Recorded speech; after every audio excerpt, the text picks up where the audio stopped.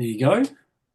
Another day, another fine day here in the Yes, south. Supposedly creeping up to about 30 degrees. Don't know what it's like up your way, Pete. How are you doing up there?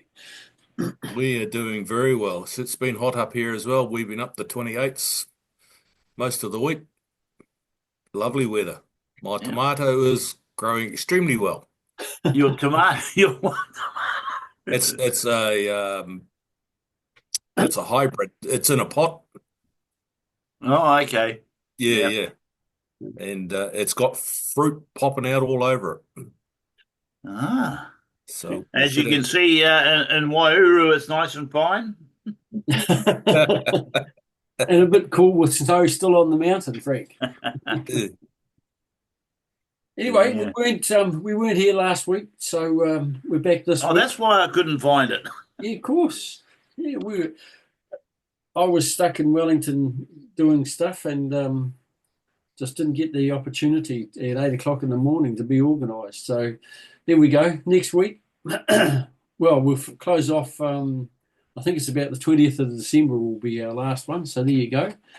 And a few topics for conversation for today. I'll just see what I can find on the magic document. Stand by. Oh, this is for I just grabbed this morning. This is by Noam Chomsky. It's a quote. If you go to one demonstration and then go home, that's something. But the people in power can live with that. What they can't live with is sustained pressure that keeps building. Organisations that keep doing this, people that keep learning lessons from the last time and doing it better the next time. So there you go. That's just a little bit of a shout out for us to keep our pressure on, to keep applying, to keep looking at ways that we can seek recognition for those who served in the tropical climates between 74 and 89. Better recognition for those who have received the NZOSM for their service, but without the attached access to Veterans Affairs full range of compensation for their service or injury suffered on service or ill health suffered on service. So there you go. That was I thought most appropriate for this morning. Pete, you've been travelling the North Island or the mid thereof. What's going on there? We 1st of December is Saint Elijah's Day. He's the patron saint of tradesmen and was the patron saint of our old corps, R&Z EME.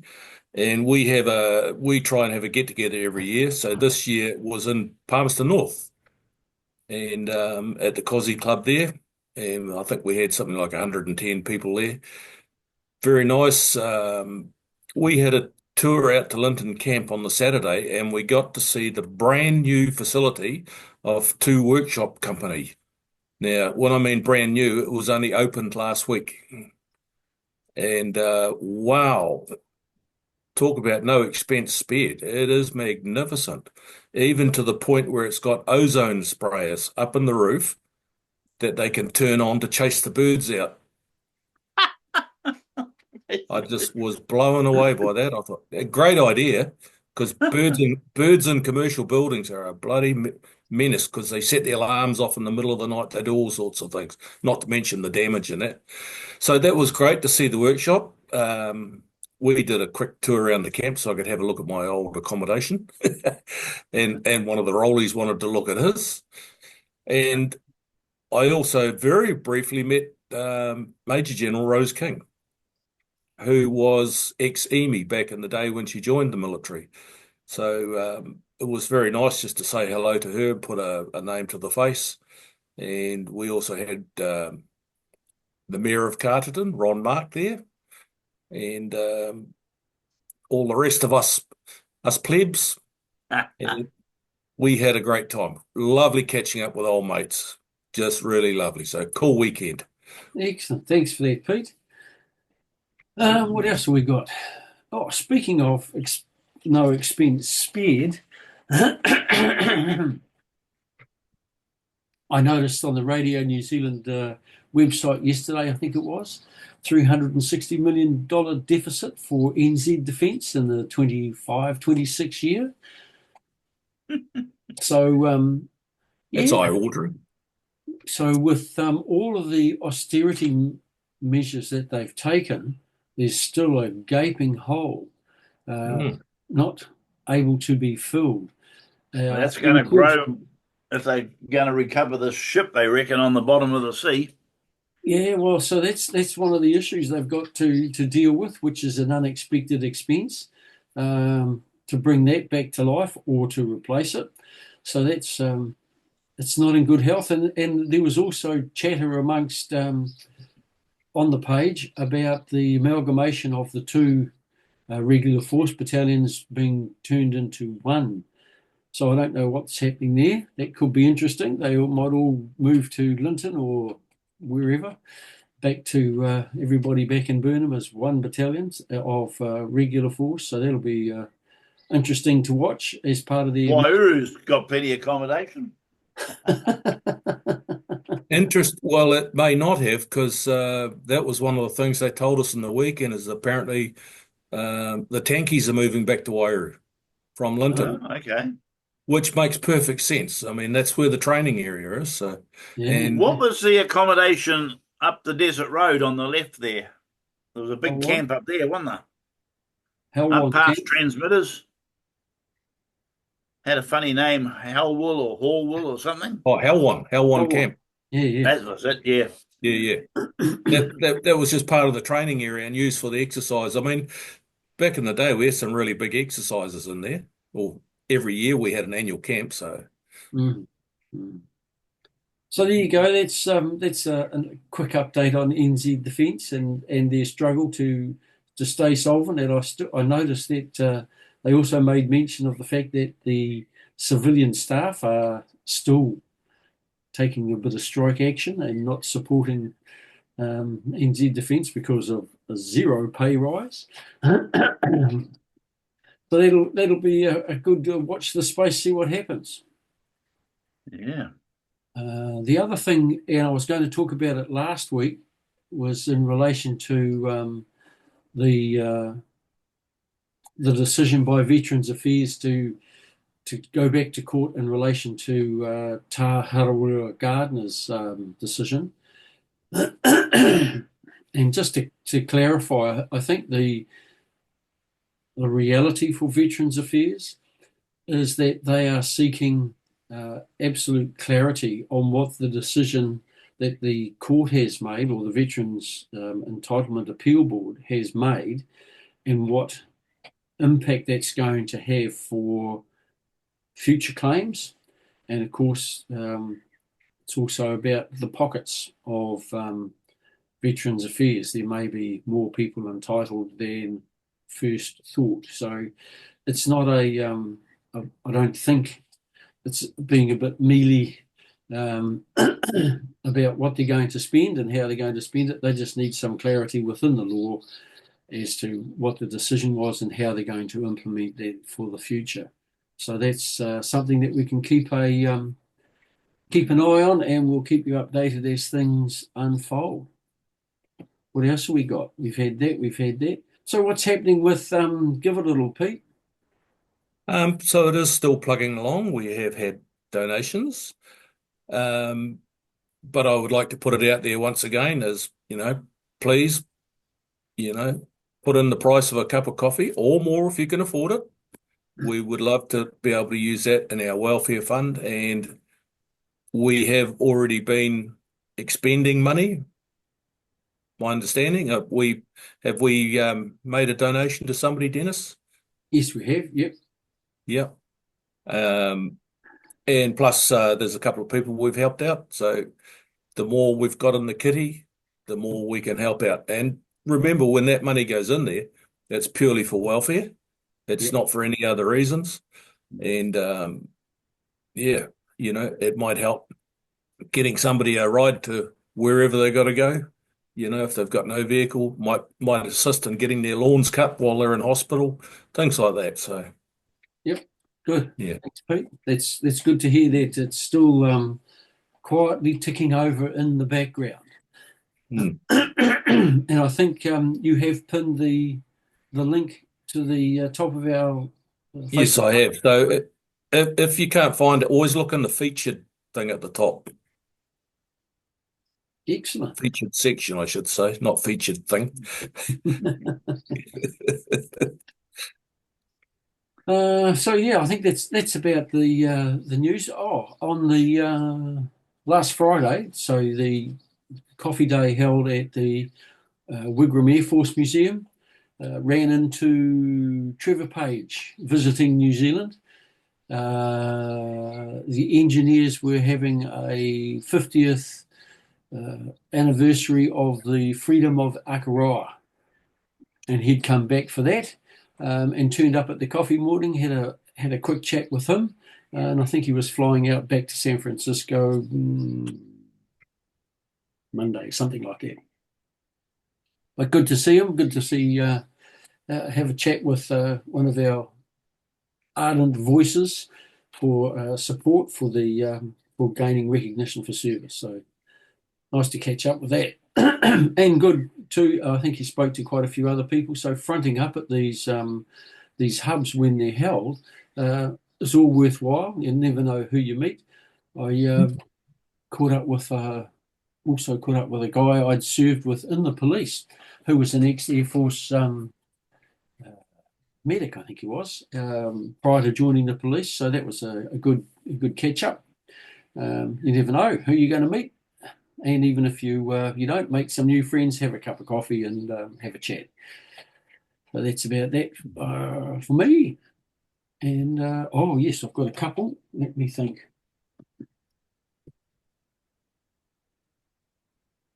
Just grab my book. So Janice Marshall from Blenheim and the hub up there. So 4th of December, which is today, is the RNZAF recruit course passing out. And the RSA put on a meal in conjunction with the RNZ, New Zealand Air Force Association, I think it is, or the Air Force Association, for the recruits. They put on a bit of hospitality and a meal and a few liquid refreshments for the guys who graduate. And also on the 14th of December, for those who front up normally at Wigram, instead of the last Friday of the month, it's a gathering the corner of Milton and Strickland Street between 11 and 3. I think there's satay on the table. Thank you, Joe Cox, for that. So there you go. Amazing what you find when you go to these places. And Frank, nothing for crossing the bar this week? No, we're all in good nick this week. Good. All right, so I have a few here from the green machine side of things. And if you do hear of someone who passes away or has passed away, if you can gain a service number and a few brief details, plonk it on our page or send the details through, and we'll advertise it once a week on this place, especially if there's a funeral people like to know they can get to and pay their respects to former service people and family. So this one, Warrant Officer Bevan Laws, CTB, passed away on the 10th of the 11th, 2024, served in NZ Force Southeast Asia in the 1980s, and his funeral has been held. This one is a little bit of an unusual. Gunnar Minhinnick Gill, he was the guy who was walking his dog, and I think it's the Manawatu River, and passed away there a couple of weeks ago. Here we go. 824378 or 30276. Graham N. Connie Boswell, Staff Cadet, RNZASC, New Zealand Infantry, RNZAMC, and NZSAS, passed away on the 10th of November. aged 97. Graham enlisted in the New Zealand Army as a staff cadet, graduating in 1947, December 1947, from the college in Duntroon, and was posted in 1948 to 3 Battalion J Force in Japan. Returned to New Zealand in August 48 and was reposted back to our regular force. 55, he passed the selection for the original SAS squadron and was appointed to Squadron 2IC and served in Malaya from November 1955 to 1957. Golf 538735, Wowan retired. Neil W. Webb, MBE, MSM, NZ Regiment, RNZIR, passed away in Napier on the 27th of November, aged 85. Neil was called up for CMT in the 25th intake at the end of 1957 at Papakura Camp. Posted to Charlie Company of the Hauraki Regiment based in Whakatane. Neil enlisted in the regular force in April 59 for service with 2 NZ Regiment in Malaya. Posted to 3 Platoon Alpha Company in November 1961.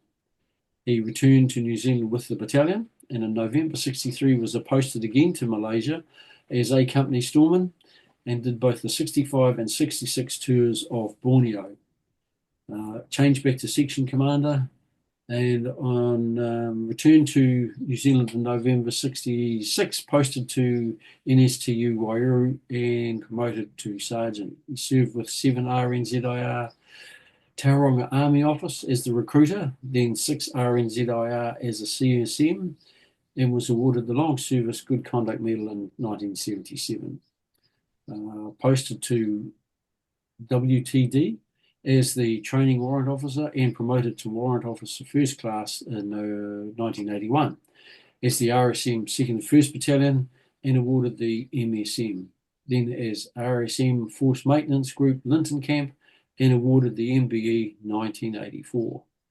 Then 1988 RSM of OCS in Waiuru before retiring in September 1989. So that's a pretty extensive career. Good stuff, yeah. Sierra 34642, Wing Commander retired, Noel J.S. Roger, AFC, CVSA, RNZAF, passed away in Auckland on the 18th of November, aged 86. Served in the RNZAF as a pilot from November 57 to December 77, and again from October 78 to May 92. Then the flight lieutenant served with 41 Squadron from 65 to 67 and was awarded the CVSA for flying freight and personnel into Vietnam. He was the pilot of the B-170 that took incoming ground fire and was later a C-130 Hercules pilot from 69 to 73 with 40 Squadron. And for this, he was awarded the AFC. 850160, Alan B. Martin, RNZIR, called time on the 24th of November in the Tweed Hospital in northern New South Wales, aged 77. Alan served in Victor 6 Company in South Vietnam from May to December 71.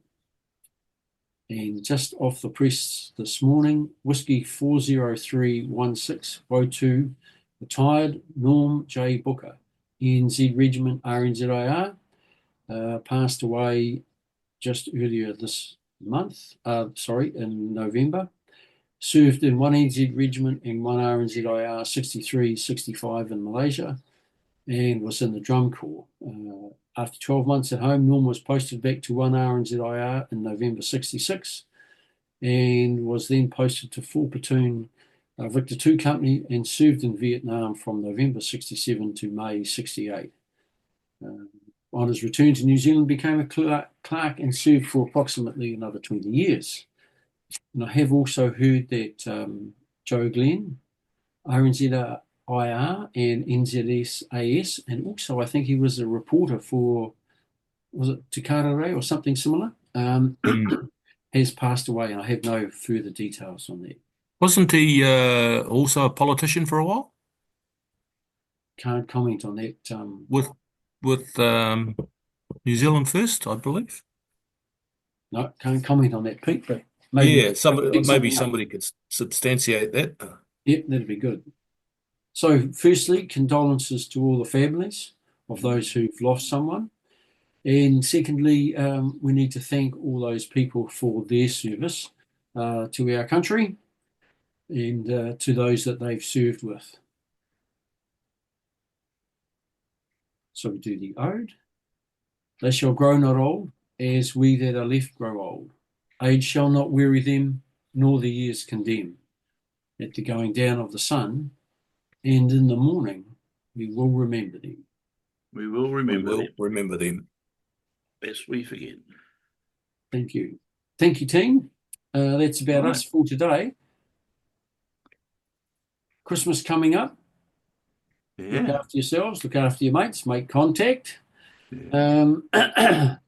It is an opportunity to perhaps indulge in some spirituous liquors. And gather with your family and friends, but just beware of the temptation to go driving under the weather. The old man in the blue and white cars will be out looking for you. So take care. Don't overindulge. Enjoy yourselves, and we'll catch you next week. Unless anyone else got anything else to throw on the table? No, I'll go back and study autopilots. It's been an interesting subject. I think the study should be on how to turn them off. Well, we had no problem in my day because we didn't have them. Yeah, so you knew who to blame. Exactly. Yeah, one person was on that wheel and it was his job. Yeah. And he could look out the window and see where he was going anyway. An expensive era, but never mind. These things do happen. They do. Okay, team. Look after yourself. Right. And we'll catch See you all next week. And we'll see you then.